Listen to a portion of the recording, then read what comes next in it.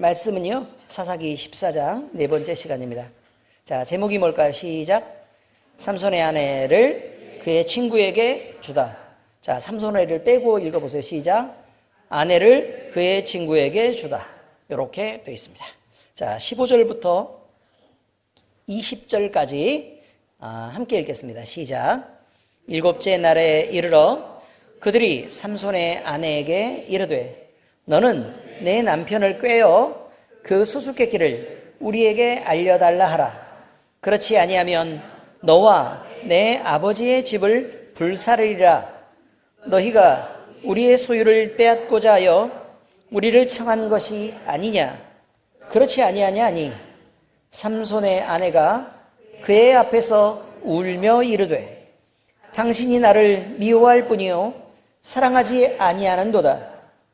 우리 민족에게 수수께끼를 말하고 그 뜻을 내게 알려주지 아니하나도다 하는지라.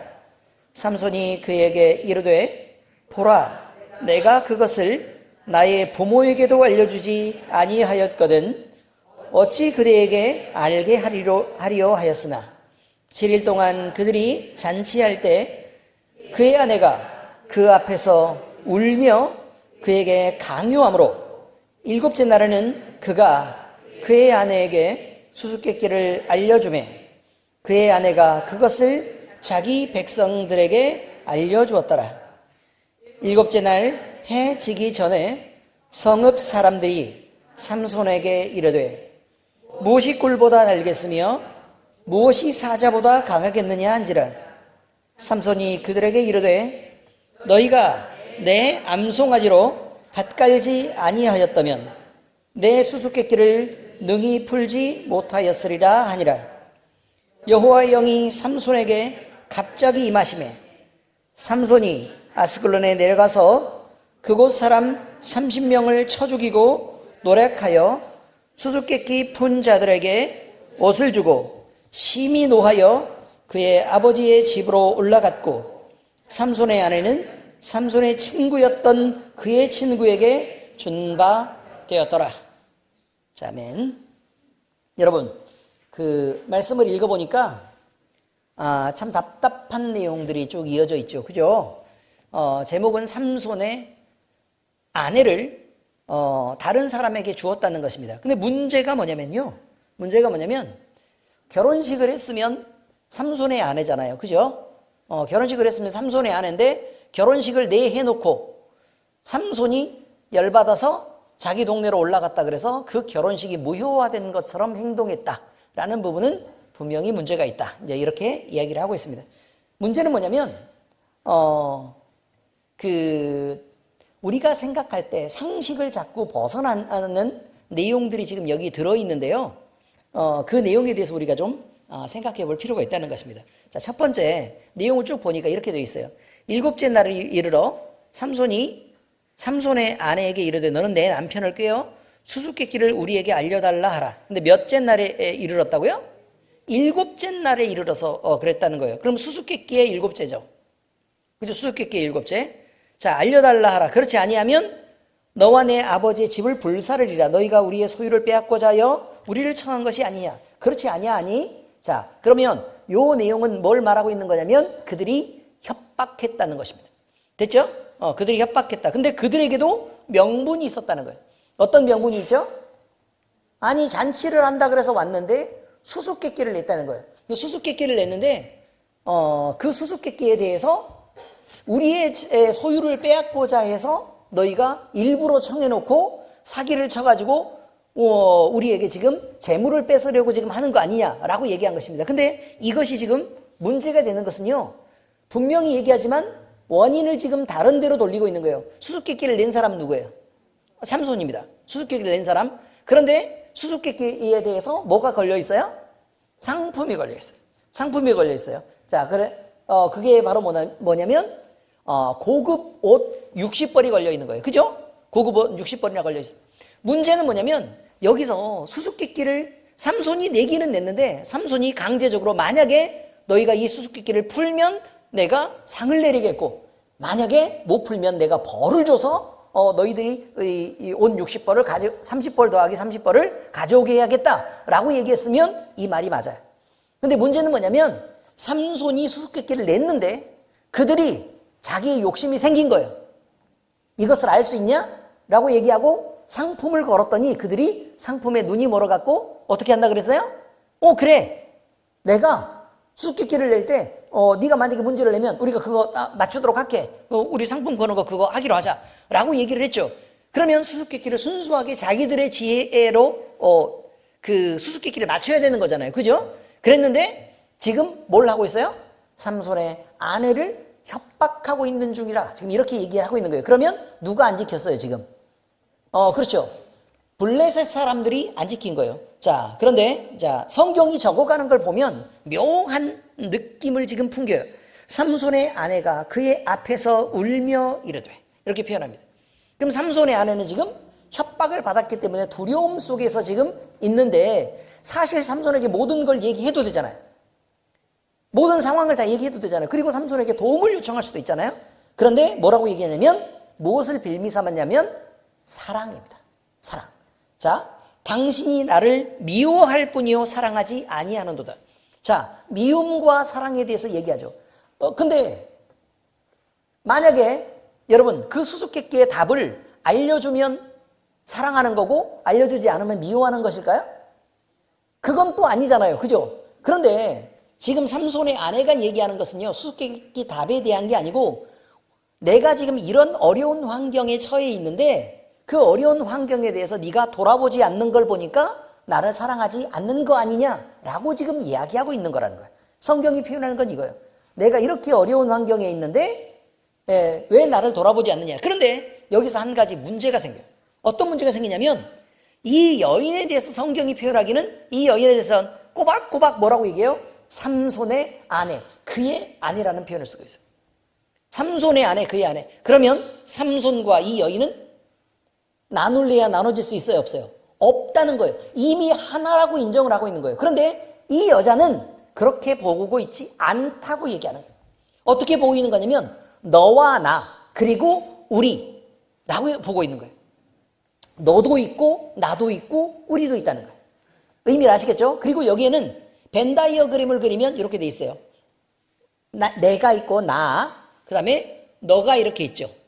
나, 그리고 나서 우리 이렇게 있는데 우리가 하나만 있는 게 아니고 삼손에게서 우리가 이렇게 있는 거고 아내를 포함한 우리가 이렇게 있는 거고 그 다음에 아내에게서 삼손을 포함한 블레셋이 있는 거예요. 아시겠죠? 그러니까 삼손이 말하는 우리는 나와 내 아버지의 민족을 얘기하는 거예요. 나와 내 아버지의 민족. 자, 그런데 삼손의 아내가 얘기할 때 우리는 너와 나로 얘기하는 이 벤 다이어그램에서의 이 포함 관계는 매우 약하고 네가 나를 사랑하냐 안 사랑하냐로 지금 얘기하고 있는 거예요. 그럼 블레셋 사람한테 이렇게 말할 수 있잖아요. 너희들이 같은 민족, 우리로서 나를 지켜주고 사랑해야지. 왜 나를 공격하고 협박하냐라고 물을 수도 있는 거잖아요. 근데 그런 질문을 해요, 안 해요? 안 하잖아요. 어떤 의미인지 아시겠어요? 그런 질문은 안 하고 있다는 거예요. 그리고 나서 뭐라고만 얘기를 해요? 우리와 우리 민족에 대한 얘기를 하나로 묻고 그 다음에 너와 나에 대해서는 그저 거래의 관계, 사랑의 어떤 대상으로만 지금 보고 있지 우리라는 관계로 묶여있지 못하다라는 것을 지금 계속 얘기를 하고 있는 것으로 보여지지 않냐라고 지금 이야기를 하는 거예요. 어때요? 이제 포함관계를 보니까 지금 그렇게 되고 있는 거 아시겠죠? 그러면 삼손의 아내는 어떻게 돼 있어요? 삼손이 여기에 있고 원이 여기에 그려져 있고 그 다음에 삼손의 아내가 있는데 여자가 있고 그 다음에 원이 이렇게 그려져 있는 거잖아요. 그죠? 그 다음에 삼손의 아내가 어떻게 돼 있어요? 이렇게 동그라미로 지금 부부로 이렇게 돼 있는데 이게 지금 너무 약하다는 거예요. 이 동그라미는 너무 약하다. 만약에 이것이 더 강했으면 어떻게 돼요? 삼손의 아내가 우리에서 빠져나와서 어디로 가 있어야 돼요? 그렇죠. 삼손과 그의 아내 요 하나의 원으로 들어가 있어야 하고 삼손과 그의 아내 이렇게 들어가 있어야 되고 그 다음에 이스라엘 민족 속에 이 여인이 들어와야 되는 거라. 이렇게 이야기할 수 있는 거예요. 그리고 블레셋에서 빠져나와야 되죠. 그래야 이 협박이 지금 말이 되는 거예요. 그럼 블레셋의 민족이 생각할 때는 뭐라고 지금 얘기를 한 거예요? 지금 이렇게 공격할 때는 삼손의 아내가 빠져나간 걸로 보고 공격하는 거예요. 빠져나가는 걸로 보고, 그리고 삼손의 아내와 그의 집안까지도 빠져나간 걸로 보고, 우리 원에서 빠져나간 걸로 보고 지금 협박을 하고 있는 거라, 그런 말이죠. 그런데 문제를 보면 그 잔치가 벌어졌을 때 그들이 지금 잔치를 청했을 때 함께 와서 즐겨요, 안 즐겨요? 즐기잖아요. 그러니까 포함 관계가 애매하게 지금 만들어지는데, 성경에서는 어떤 포함 관계에서 이렇게 옮겨지는 요 과정에 대한 얘기로 지금 말하고 있는 거예요. 자, 그런데 보세요. 7일 동안 그들이 잔치할 때, 잔치는 7일 했어요. 그의 아내가 그의 앞에서 울며 그에게 강요함으로, 일곱째 날에는 그가 그의 아내에게 수수께끼를 알려주며 그의 아내가 그것을 자기 백성들에게 알려줬더라. 말하자마자 어떻게 했다고요?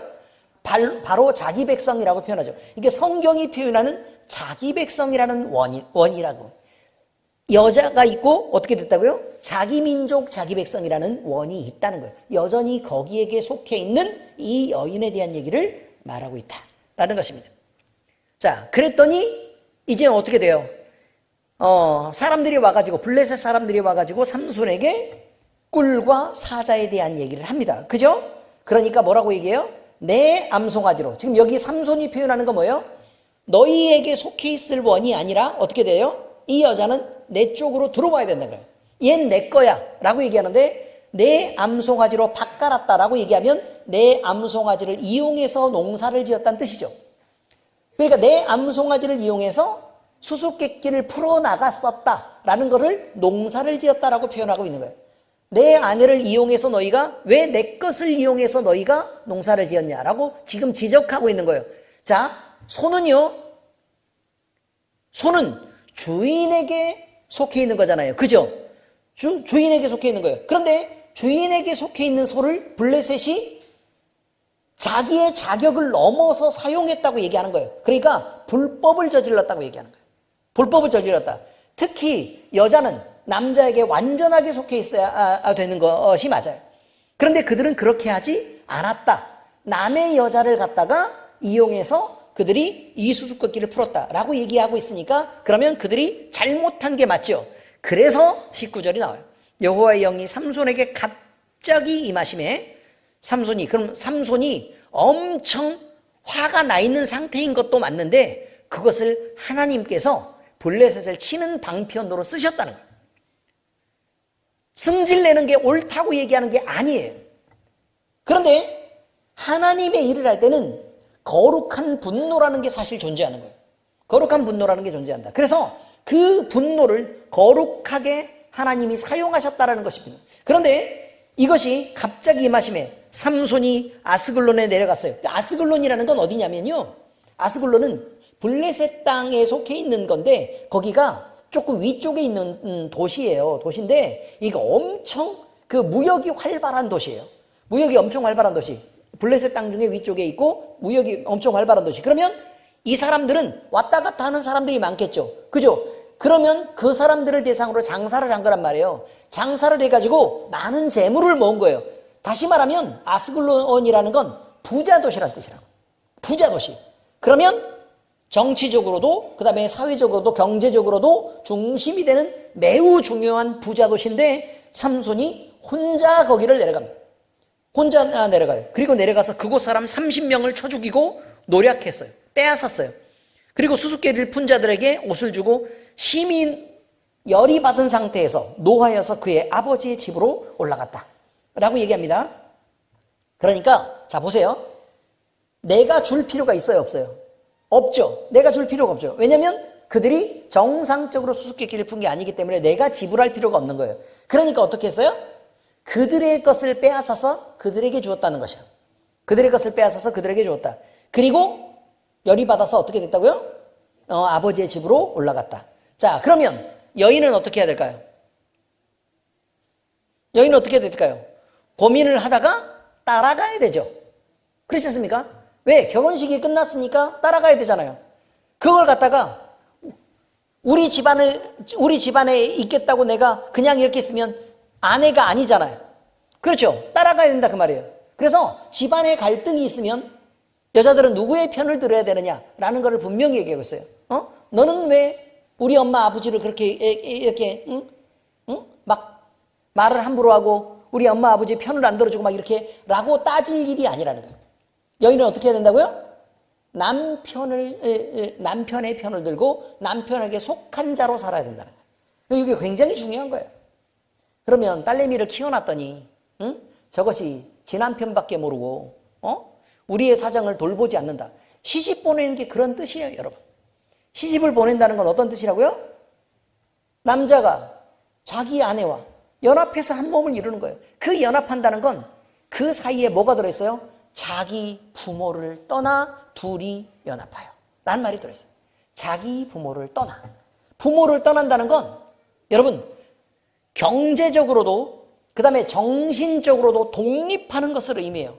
다시 말해서 결혼한 자식은 어떤 의미를 갖는 거냐면 부모의 아래 속해 있는 게 아니고 부모로부터 그 원이 분리됐다는 것을 말해요. 부모로부터 분리됐다. 그리고 나서 만약에 부모랑 관계를 만들려면 그럼 어떻게 해야 돼요? 부모 아래로 다시 들어가야 돼요? 아니에요. 부모를 아래로 넣는 거예요, 이제. 부모를 자기 안으로 넣는 거예요. 다시 말하면 자기가 더 큰 원이 되어서 부모를 포함해 가야 되는 거예요. 다시 말해서 결혼하기 전에는 부모에게 공급을 받는 위치에 있지만 결혼을 한 후에는 부모를 섬기는 방향으로 설 수 있도록 성경은 얘기하고 있는 거예요. 엄청 중요한 거예요. 그런데 여전히 부자인 엄마 아빠는 뭘 하려고 해요? 자식을 품에 끌어안고 살기를 원한다 그 말이에요. 그래서 자식들이 독립도 못하고 여전히 경제적으로 문제를 일으키고 정신적으로도 맨날 엄마 아빠 엄마 아빠 엄마 아빠 이러면서 맨날 그 안에 붙어 있게 되는데 그건 문제가 분명히 있는 거예요.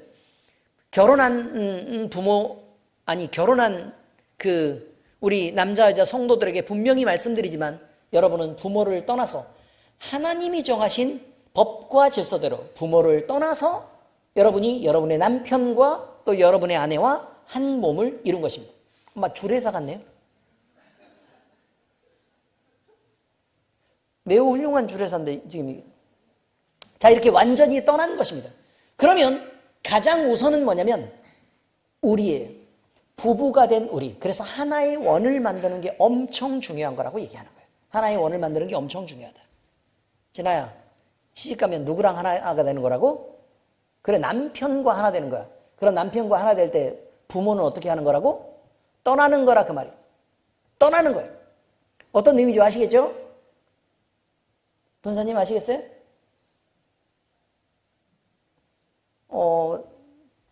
다분한 섭섭함이 느껴지는데 괜찮으세요? 괜찮아요? 이제 귀찮대요. 자, 아무튼 이런 거예요.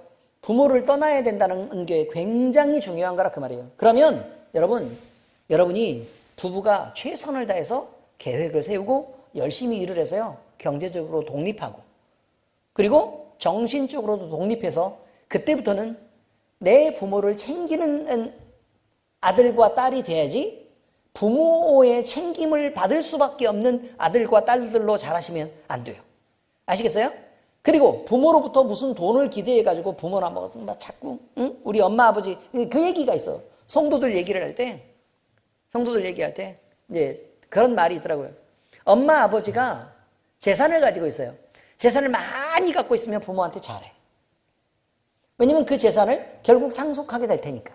그래서 상속해 줄 때까지는 잘하다가 상속받고 나면 그냥 입 싹 씻고 그렇게 부모를 괄시하는 사람들, 그 다음에 안 찾아보고 돌아보지 않는 사람들이 그렇게 많다고 얘기를 하고 있습니다. 실제로 그런 일들은 많이 소문 들어봤어요? 안 들어봤어요? 들어봤죠? 그러니까 어른들 사이에서는 나이가 드신 어른들 사이에서는 뭐라고 얘기냐면 야 죽기 전까지는 알아서 상속이 되는데 죽으면 알아서 상속이 되는데 뭐하러 미리 죽지 못해서 그렇게 안달이냐고 죽기 전까지는 꼭 갖고 있어. 절대 주면 안 돼. 라는 얘기 들어봤어요? 안 들어봤어요? 들어봤어요? 진짜요? 들어보셨어요? 들으면 뭐예요? 줄 게 없는데.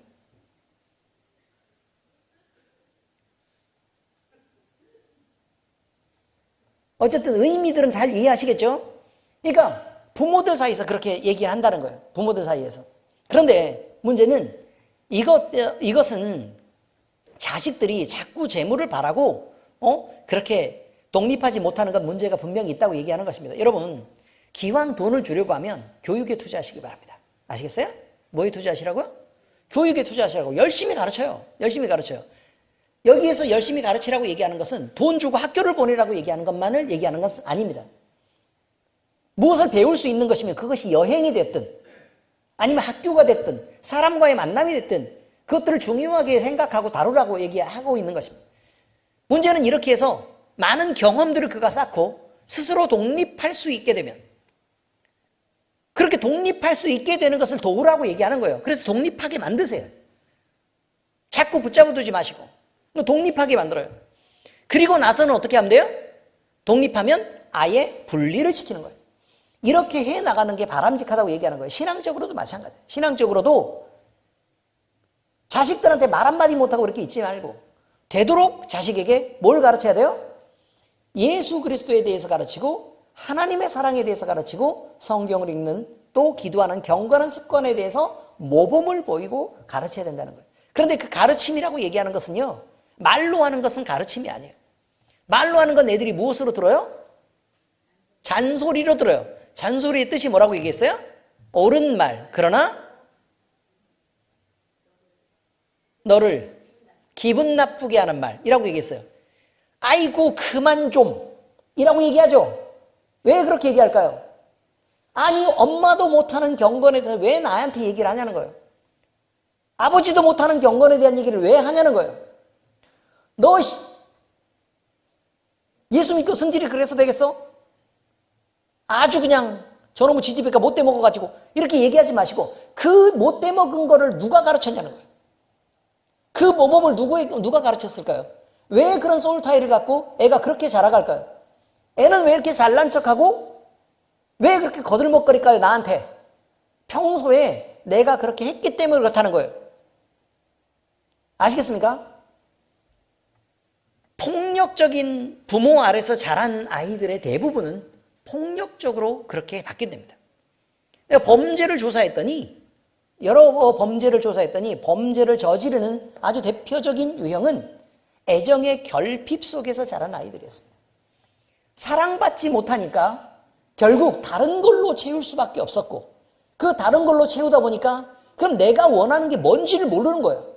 뭔지를 모르니까 내 마음도 왜곡이 되는 거죠. 그래서 내가 갖고 싶은 걸 갖기 위해서 수단과 방법을 가리지 않다 보니까 범죄를 저지른 거예요. 사실 영혼 속에서 가장 갈급한 것은 뭐냐면 하나님을 발견하는 것과 사랑받는 거예요. 뭐라고요? 하나님을 발견하는 것과 사랑받는 것. 하나님을 발견해야 자유가 있고 진정한 평화가 거기서부터 오는 거예요.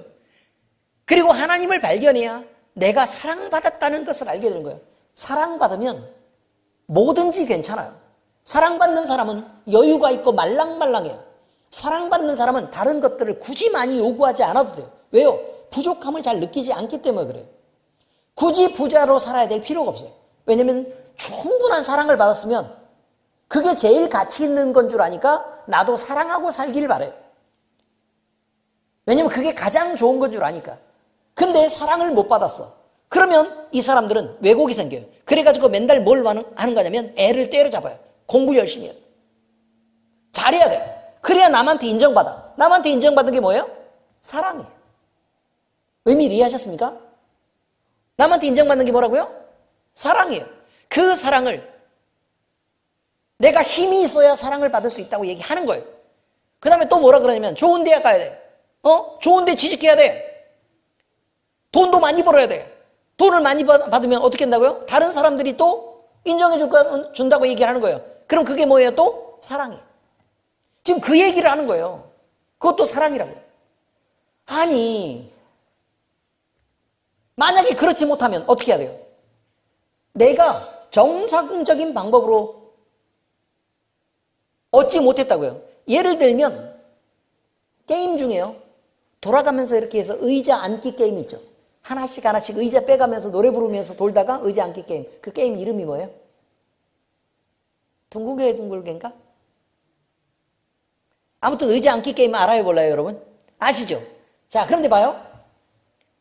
여러 명이 지금 한꺼번에 돌아요. 처음에 10명, 그럼 의자는 몇 개요? 9개. 자, 그래서 노래 부르다가 갑자기 이 9개 이렇게 하면 어떻게 하면 돼요? 어떻게 하는지 모르겠네. 어쨌든 중간에 멈추면 그 의자에 앉으면 돼요. 그러면 나머지 못 앉는 사람이 생겨요, 안 생겨요? 생기죠. 그 다음에 또 그럼 한 명 빠지면 9명이 되면 의자도 한 개 빼죠. 이런 식으로 지금 게임을 진행하는 거예요. 그런데 여러분 여기서요, 빠르다고 다 의자를 차지할 수 있을까요? 아니에요. 의자를 차지하고 있는 애가 미리 있을 수도 있어요. 그런데 그만하기 전까지는 의자를 뺏을 수도 있잖아요. 엉덩이를 함께 밀어놓고. 그래요, 안 그래요? 근데 힘 센 애가 있으면 힘이 약한 애는 어떻게 돼요? 밀려 떨어지겠죠. 그게 그런 거예요. 경쟁이라는 건 이런 거라고요. 내가 정상적인 방법으로 빨리 돌다가 의자에 딱 앉았어요.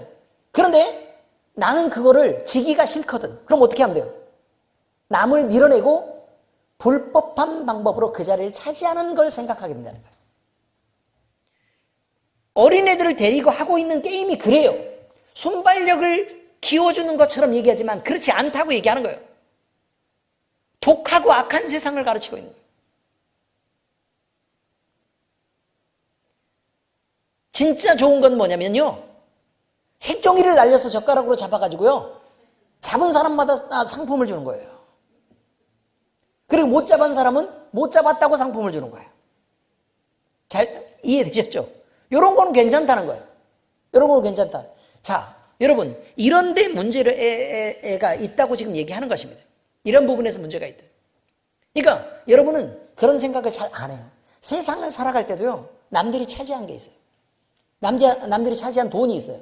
그럼 돈이 있으면 내가 부정한 방법으로 그 돈을 빼앗을 수 있어요. 그걸 사기라고 해요. 이해하셨습니까? 물리적인 방법으로 빼앗을 수 있어요. 그걸 폭력이에요. 아시겠죠? 이제 어떤 의미인지. 이게 부정한 방법이라는 거예요. 둘 다.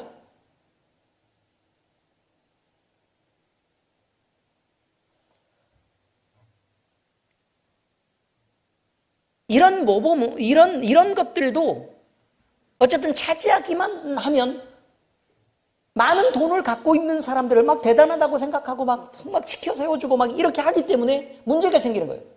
사회가 못되고 사회가 지금 썩어가고 있는 중이어서 냄새나는 사람들 사이에서는 결국 차지하는 놈이 이 대장이지라고 지금 얘기하는 것입니다. 바람직하지 않습니다, 여러분. 그리스도인은 그런 방식으로 사는 게 아닙니다. 우리는 이것을 알아야 된다는 거예요. 이런 것을 알아야 된다. 우리가 말하고 있는 세상에서의 규칙이 사랑받는 것에 대한 최종 목적에만 집중되어 있기 때문에, 그래서 그 중간에 있는 어떤 수단이라도 사실 마지막 걸 차지하면 그것이 정당화되는 그런 세상 속에 우리가 살고 있는데, 이것은 대단히 문제가 되는 것이다 라는 것을 얘기하고 있습니다. 여러분, 이런 싸움을 우리가 싸우면 세상에서는 칭찬을 받을지 몰라도 우리는 하나님의 자녀라는 거예요. 문제는 하나님이 좋아하시겠느냐, 하나님이 칭찬하시겠냐 라고 물어보면 그것은 그렇지 않다라고 대답할 수밖에 없다는 거예요. 왜냐하면 그 분명하게 우리가 알고 있는 내용이, 성경을 읽어보면 그렇게 살라고 얘기하지 않아요. 그러면 우리는 이런 싸움을 싸우려고 할 때, 세상 속에서 동일한 경쟁을 하려고 할 때 남들은 그렇게 하는데 우리는 그렇게 못한다는 거예요. 이길 확률이 높을까요? 질 확률이 높을까요? 그렇습니다. 질 확률이 높아요. 질 확률이 높아요. 그럼에도 불구하고 우리는 신앙으로 살겠다고 다짐하고 작정하는 거예요.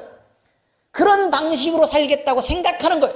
그리고 나서 다른 방식으로 세상에서 말하는 그 룰대로 싸우지 않는 거예요.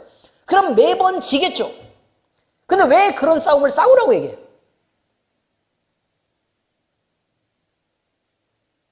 이상하지 않냐는 거예요. 왜 그런 싸움을 싸우라고 얘기하죠? 근데 여러분은 안 그래요. 우리는 기본적으로 안 그렇다고요. 열심히 공부하라고 계속해서 프레셔를 할 거라고. 그렇지 않습니까? 그리고 공부 못하면 혼나요. 왜요? 내가 원하는, 내가 생각하는 방식의 사랑받는 방향으로 애가 안 가기 때문에 그래요. 근데 그 기준이 뭐예요? 성경이 아니고 세상이란 말이에요. 참지 못해요. 왜 못 참느냐는 거예요. 왜 못 참을까? 하나님은 왜 그렇게 하라 그러고 왜 우리는 못 참을까라는 거죠. 그럼 이유는 아주 간단해요. 하나님은요, 우리가 이런 싸움을 할 때 우리가 지는 줄 알까요, 모를까요? 아시죠. 하나님이 모르는 게 어디 있어요? 이렇게 싸움을 할 때 알아요, 몰라요? 알아요. 다시요. 하나님 우리가 질 걸 알아요, 몰라요? 알아요. 그럼에도 불구하고 이런 싸움을 싸우면 하나님이 개입하겠다고 하시는 거예요. 그래서 여기에서 우리가 뭐가 필요한 거냐면 믿음이라는 게 필요해요. 그치, 믿음아? 뭐가 필요하다고요? 믿음이 필요하다고요. 한나가 왜 저렇게 옆에 딱 붙어 있겠어요? 믿음이 필요하니까 그러죠. 뭐가 필요하다고요? 믿음이 필요하다고요. 그래, 다시 얘기하면 이거예요. 믿음이란 뜻이 뭐예요? 그를 아는 것과 그를 인정하는 것이라고 했어요. 자, 그러면 이제 이런 표현이죠. 우리가 생각을 할 때 우리가 세상의 룰대로 안 싸우면 우리는 어떻게 된다고요? 져요. 그럼에도 불구하고 우리는 그 싸움을 싸우겠다고 작정을 하는 거예요. 그리고 그런 싸움을 싸워 나가는 거예요. 그럼 우리는 어떻게 돼요? 져요. 그런데 세상과는 다른 게 우리는 있다는 거예요. 누구를 가졌냐면 하나님을 소유했다. 하나님을 소유했다. 그래서 문제가 뭐냐면 이제 이렇게 되는 거죠. 반드시 지고 있어야 되는데 우리는 누구를 바라보고 있어요? 하나님을 쳐다보면서 지는 싸움을 하고 있는 거예요. 그러면 하나님은 어떻게 하냐면 개입해요. 그리고 성경에서 아주 많은 전쟁 이야기를 해주면서 뭐라고 얘기하냐면 내가 개입해서 진 싸움은 지금까지 단 한 번도 존재하지 않았다라고 얘기해요. 다시 말하면 그를 알아야 한다는 거예요. 나를 사랑하시고 내가 하는 싸움에 대해서 개입하시는 하나님이라는 걸 알아야 한다는 거예요. 그리고 그는 단 한 번도 진 적이 없다는 걸 알아야 된다는 거예요. 그래서 그를 신뢰해야 된다는 거예요. 그러고 나면 하나님 어떻게 하세요? 하나님이시라는 걸 보여주세요. 그래서 우리를 어떻게 한다고요? 이기게 하신다고요. 말도 안 되는 방법으로. 우리가 생각할 때 합리적이지 않은 방법으로 이기게 하신다는 거예요.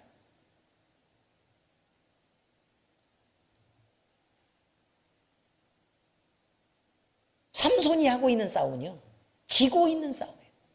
그리고 지는 싸움이에요. 자기 완력을 믿었던 거예요. 근데 그 힘이 누구로부터 나왔는데? 하나님으로부터 나왔는데도 자기 완력을 믿고 자기 지혜를 믿은 거예요. 이런 싸움은 어떻게 된다고요? 지는 싸움이라. 그래서 지금 졌다고 얘기한 거예요. 졌다. 그런데 나중에 보니까 어떻게 됐어요? 하나님의 신이 엄청 강력하게 역사했다 라고 지금 나와요. 강력하게 임했다. 그에게 임했다. 그래서 아스글론에 가서 어떻게 했다고요? 사람들을 쳐 죽이고 옷을 뺏어 거기를 노략해서 뺏어다가 그 친구들에게 약속한 걸 주었다라고 지금 얘기하잖아요. 하나님이 개입하시면 어떻게 돼요? 이긴다고 얘기하는 거예요. 이긴다고 얘기하는 거예요. 그거를 이제 믿음이라고 얘기했으니까 그를 아는 것은 여기까지예요. 그리고 이제 우리의 인생 속에 적용해서 그러면 그를 너는 인정하고 가겠느냐라고 묻는 거죠. 인정하는 삶을 살겠느냐라고 물을 때 아멘, 주여 그렇게 살겠습니다 라고 다짐을 하면 우리는 이기는 결과를 만들어내요. 이것은 우리 때문에 만들어지는 게 아니라 하나님 때문에 만들어진다라고 이야기를 하고 있는 것이에요. 자, 그런데 여러분, 우리가 그 이기는 싸움에서요, 자기 안에 있는 죄에 대한 고백을 우리는 듣게 돼요. 삼손이 뭐라고 얘기하는 거냐면, 나 우리 아버지한테도 얘기 안 한 걸 왜 내가 너한테 얘기해야 되냐? 라는 말을 해요. 내가 우리 아버지한테도 얘기하는 건 왜 아버지한테 얘기를 안 했을까요? 왜 아버지한테 얘기 안 했을까요? 그가 수수께끼를 내는 거는요, 블레셋을 치기 위해서 그런 게 아니에요. 자기 흥에 겨워서 한 거예요. 자기 흥에 겨워서. 다시 말하면 하나님이 하신 일로 자기가 자랑 삼는 거예요. 하나님이 하신 일로 자기 일을 자랑 삼는 거예요. 그래서 자기가 지혜 있고 똑똑하고 너희들은 전혀 모르겠지? 한번 해볼래? 라고 지금 해서 낸 수수께끼가 바로 그거라는 거예요. 우리 인생에 꼬인 일들이 대단히 많죠. 자기 지혜로 그걸 풀려고 했을 거예요. 그렇지만 그거는 안 풀려요. 하나님이 개입하셔야 그 일이 풀리는 싸움이란 말이에요. 그런데 그렇게 했었을 때 그러면 자기가 자랑 삼았을 때는 뭐가 드러나냐는 거예요. 하나님이 하신 일로 자기를 자랑 삼았던 사람들이 많아요, 안 많아요? 많아요. 자기가 영광받고 자기가 잘난 척하고 했던 일이 너무 많단 말이에요. 그러면 우리가 교회 안에서 있었던 일이나 성도 안에서 있었던 일들, 그 다음에 내 안에 하나님이 역사하셨던 거에 대해서 자기 경건을 막 이렇게 막 드러내면서 나는 막 이렇게 훌륭한 경험이 있고 라고 얘기하는 이런 사람들은 막 2단 되고 3단 되고 막 이렇게 갔다니까요. 문제가 심각한 거예요. 자, 여러분, 이게 어떤 의미로 지금 우리는 해석될 수 있는 거냐면 하나님이 하신 일들을 쭉 얘기해요. 그럼 왜 하나님이 하셨을까? 라는 거예요. 그리고 그 일에 대해서는 너는 어떻게 반응했을까? 라는 이 두 가지가 나와요. 아시겠어요? 하나님 일을 하셨을 때는 이유 없이 일하지 않아요. 이유 없이 일하지 않아요. 첫 번째는 어떤 원인이 있으니까 하나님이 일을 하시는 거예요. 뭔가가 있으니까 일을 하는 거라고요. 그냥 아무것도 없이 그냥 일하시는 게 아니라고요. 그리고 이것에 대한 사람들의 반응이 나와요. 또 이거에 대한 사람들의 반응. 예를 들면 우리가 몸이 아파요. 하나님께 기도를 드려요. 하나님, 저 몸이 너무 아파요. 라고 얘기를 할 때 우리가요, 주님 앞에, 근데 지금 병원도 내가 응급실을 갈 여력도 없고 몸도 너무 아프고 힘든데 주님 이것 좀 치료해 주세요. 라고 할 때 하나님이 몸을 치료해 줄 수 있잖아요. 그렇지 않아요? 치료해 줄 수 있잖아요. 그럼 하나님이 하신 일이라는 게 존재하죠. 그죠? 또 있어요. 사업이 막 망했어요. 사업이 망했어요. 근데 하나님께 이런 기도를 한단 말이에요. 하나님, 저 좀 살려주세요. 이거 망하면 큰일 나요. 살 소망을 잃고 도대체 내가 비루하고 구차한 인생을 살게 돼요. 주님, 저 좀 도와주세요. 라고 얘기하면서 얘기를 할 때 하나님이 그 상황을 역전시켜서 살게 하시고 회복시키시고 하는 일이 있을 수 있다고 얘기하는 거예요. 하나님이 하시는 일이에요. 그런데 시간이 지나면요, 어떻게 되는 거냐면 하나님이 내 병을 치료해 주신 일도, 또 하나님이 내 기업을 회복시켜 준 일도 점점 희미해져 가요. 그럼 그때 우리가 할 수 있는 일은 뭐냐면 그때 기억이 왜곡이 되기 시작하는 거예요. 그래가지고 내가 아팠을 때 주님께 기도했더니 하나님이 나를 치료해 주셨다라고 말하지 않고 뭐라고 얘기하는 거냐면 다른 사람들에게 이렇게 얘기해요. 넌 왜 기도를 안 해? 넌 왜 기도를 안 해? 그러니까 너는 기적의 역사가 안 일어나는 거야. 기도를 해. 하나님 앞에 내가 얼마나 간절히 매달렸는 줄 알아? 그렇게 주님 앞에 내가 목숨 걸고 매달렸더니 주님이 나를 결국 치료해 줄 수밖에 없었어. 그러니 간절함을 갖고 주님 앞에 매달려. 아니 뭐 별 틀린 말이 별로 없어요, 사실은. 근데 이게 좀 듣는 뉘앙스가 좀 다르죠. 어떤 느낌이 들어요? 자기의 경건이 대단한 것처럼 얘기를 하고 있죠. 이런 게 문제라는 거예요. 비루하고 구차한 나였지만 하나님이 치료해 주셨다. 주님의 역사가 대단했었다. 라고 얘기하지 않는단 말이에요. 내 경건을 앞세우고 너는 왜 나만큼도 못해? 라는 얘기를 지적하는 방향으로 그런 하나님의 역사를 사용한단 말이에요. 삼손이 얘기하는 게 바로 그런 거예요. 하나님이 역사를 하셨어요. 세상으로 내려가고 있었어요, 삼손은. 그런데 하나님이 강력하게 역사해서 사자를 등장하게 했어요. 사자는 뭐하러 나타났겠어요? 삼손을 죽이려고 하는 거예요. 삼손을 죽이려고 하는 거예요. 그런데 문제가 뭐예요? 하나님의 강력한 하나님의 신이 임하니까 사자의 입을 찢고 죽였다고요. 그리고 이길 수 있었어요. 그런데 시간이 지나니까 어떻게 느껴지는가 하면 삼손이 자기의 완력으로 그걸 해낼 수 있을 것처럼 보여지는 거란 말이에요. 하나님의 신이 강력하게 임한 게 아니라 자기가 그냥 안 그래도 평소에도 힘이 셌던 것처럼 보인다는 거예요. 또다시 사업이 망할 만했어요. 그런데 그거를 일으켰죠. 그러면 우연한 기회에 내가 이렇게 지혜로워서 이런 어려움을 벗어나서 이길 수 있었던 것처럼 보여진다는 거예요. 시간이 지나면. 그래서 결국 하나님이 나를 살려주셨어 라는 건 점점 지워지고 내가 이런 어려움 속에서 이렇게 벗어났어가 더 중요한 기억으로 남게 돼요. 왜곡입니다. 이런 걸 조심하라고 얘기하는 거예요. 이런 걸 조심해야 된다. 자, 여러분. 그때 우리는 뭐가 드러나느냐? 그렇게 만약에 만들어져 버리면 결국 뭐가 드러나는가 하면 자기 교만이 드러나요. 자기의 죄됨이 드러나요. 자기의 왜곡이 드러나요. 그런 얘기를 하는 거예요. 하나님이 역사하시는 순간에도 결국 그거를 하나님께만 영광을 돌리고 그것들을 내가 기억해서 잘 간직하지 않으면 결국은 이것이 내 가십거리가 되고 내 자랑거리가 되고 그 경건하게 했던 그 많은 순간들은 하나님의 영광이 아니라 내가 경험하고 내 자신을 자랑할 만한 이야기들로 그런 에피소드로 남게 되는 일을 경계하고 조심해야 된다라는 것을 지금 얘기하고 있는 것입니다. 여러분, 허물로 죽었던 우리를 살리셨습니다. 우리의 죄됨에서 우리를 벗어나게 하신 분은 우리 주님이십니다. 그렇게 하기 위해서 사람의 몸을 입고 오셨고 또 우리의 고통을 지고 사람의 고통을 당하시면서 돌아가신 분이 우리 주님입니다.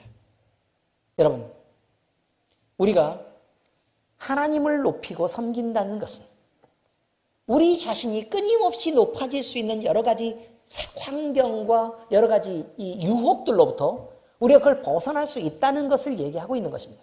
그런데 여러분, 지금 돌아보셔야 합니다. 지금 내가 가만히 있는 상태도 대단히 교만한 상태일 수 있습니다. 지금 내가 열심을 못 내는 상태도 대단히 하나님 앞에서 버티는 상태일 수 있습니다. 지금 내가 그저 이렇게 살아가는 모습이 하나님을 너무 화나게 하는 상태일 수 있습니다. 끊임없이 고집을 피우고 끊임없이 교만하며 끊임없이 악한 일을 일삼고 끊임없이 왜곡되고 끊임없이 자기중심적으로 사는 세상을 지금 우리가 현재 살아가고 있을 수 있다고 얘기하는 것입니다. 정신 차리시고 그것을 벗어나시기를 부탁합니다.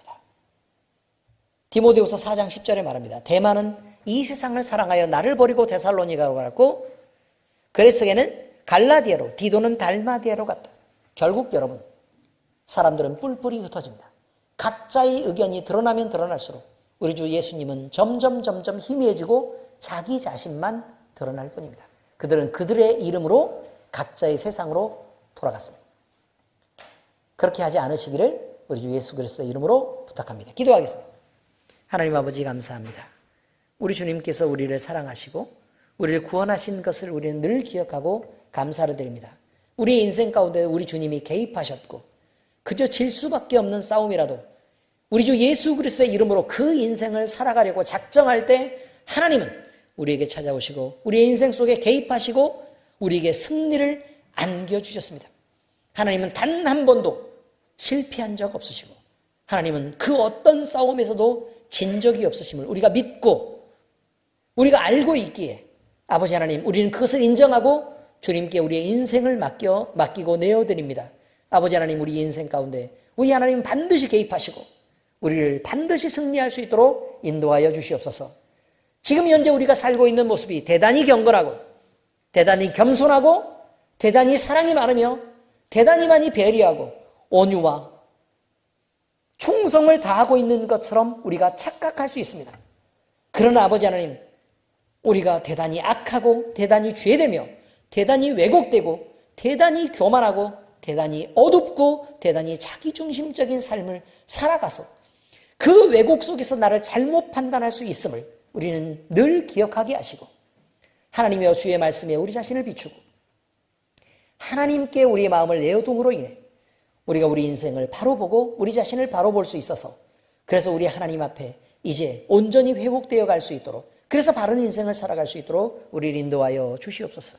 살아계신 하나님, 우리는 오직 하나님께만 영광 되기를 바랍니다. 주님, 그런 인생으로 우리를 이끌어 주시옵소서. 살아계신 우리 주님, 예수 그리스도의 이름으로 감사하며 기도합니다. 아멘.